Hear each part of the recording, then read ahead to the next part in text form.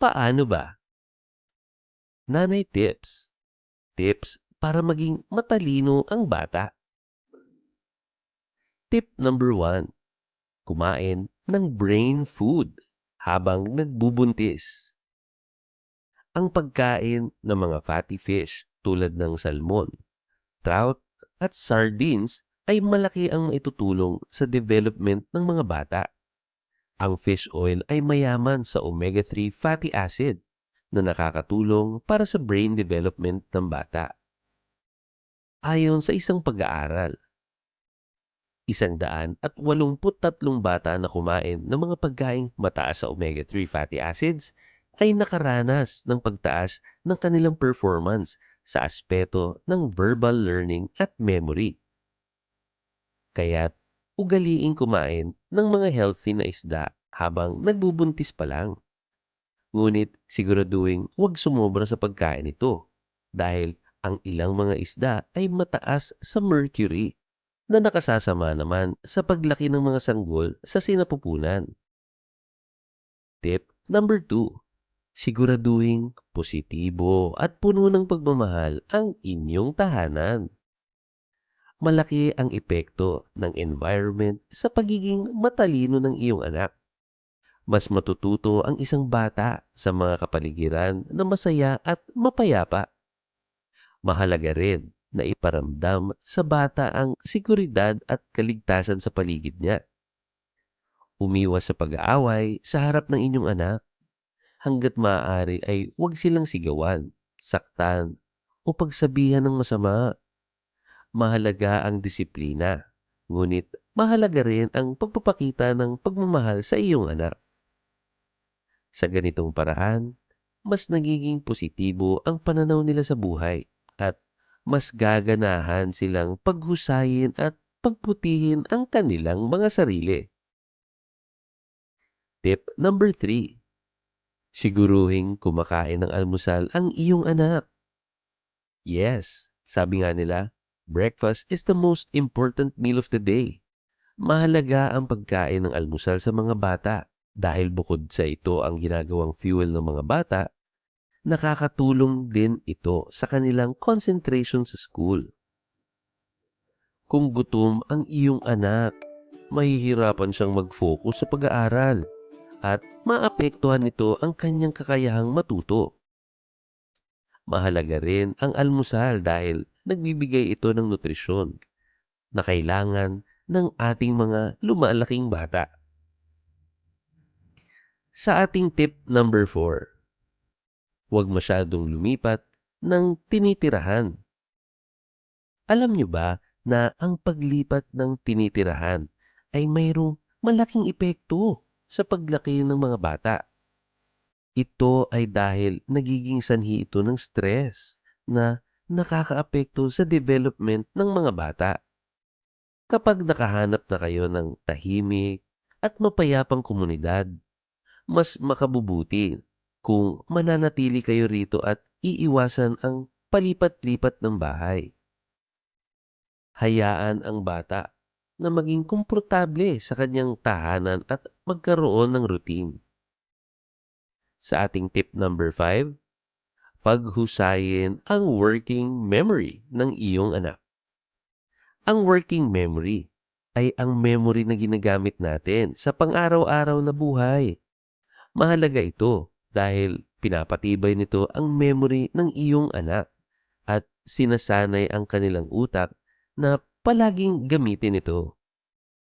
Tulad ng ibang mga bagay, mas nahahasa at tumatalino ang utak ng tao kapag ginagamit ito.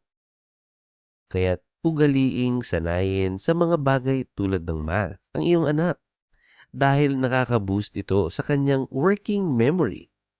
Malaking mga bagay na maitutulong sa memory ng ating mga anak ang mga brain activities.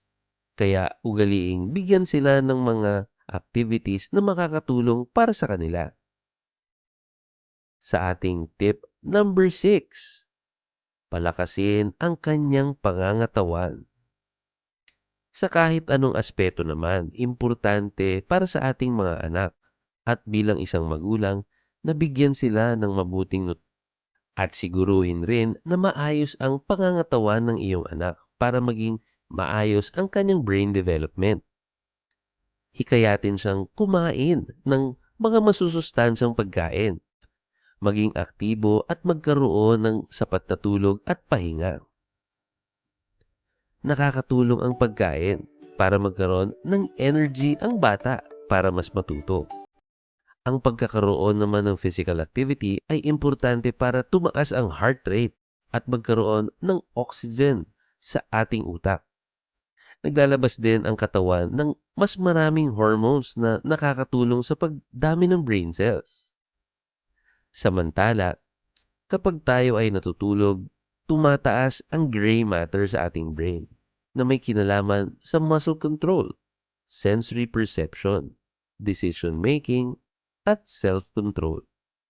Ibig sabihin, ang pagkakaroon ng magandang pangangatawan ay makakatulong para sa brain development ng ating mga anak.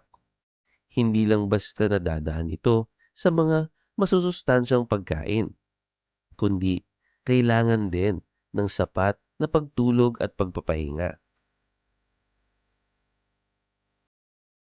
Sa ating tip number 7, hayaan silang maging malikhain. Yes, kailangan importante na bigyan natin sila ng sarili nilang space para maging creative o malikhain. Mahilig ba sa arts o music ang inyong anak? Ayon sa pag-aaral, nakakatulong din ito para sa kanyang brain development dahil pinapatibay nito ang kanyang mga synapses sa utak ng bata. Habang ang mga neural networks naman umano ang nahahasa sa pamamagitan ng pagtugtog ng mga musical instruments. Ito ay siya ring ginagamit ng ating brain sa pagsagot ng mga mathematical equations. So, sa mga time na nakikita mong sobrang nakafocus ang iyong anak at nagiging creative, bigyan mo siya ng sarili niyang oras para mas magkaroon siya ng growth. Nakatutulong naman ang pagpipinta para mas stimulate ang visual processing systems na nagpapatalas ng ating memory at imagination. At para sa ating last tip or tip number 8, kailangan hayaan mo rin siya mag-explore. Bagamat importante na masubaybayan mo ang paglaki ng iyong anak, makakabuti rin na turuan mo siyang maging independent. Hayaan mo siyang subukan ang mga bagay na mag-isa. Hayaan mo siyang mag-explore. Ito ay isang paraan din para matuto siya. Kaya dapat, from time to time, hinahayaan nating sumubok ang ating mga anak na mag-isa para matutunan din nila at hindi sila magiging masyadong dependent sa atin. Kahit magkamali siya ay meron pa rin siyang matututunan mula rito. Natututunan niya na mayroong consequence ang bawat bagay na gagawin nila. Maraming salamat po sa panonood. Once again, like and subscribe and follow our page. Para naman po sa mga latest videos, kindly suggest kung meron po kayong mga gustong i-request na topic. Kaya hanggang sa muli, kita-kita tayo ulit sa ating mga future videos.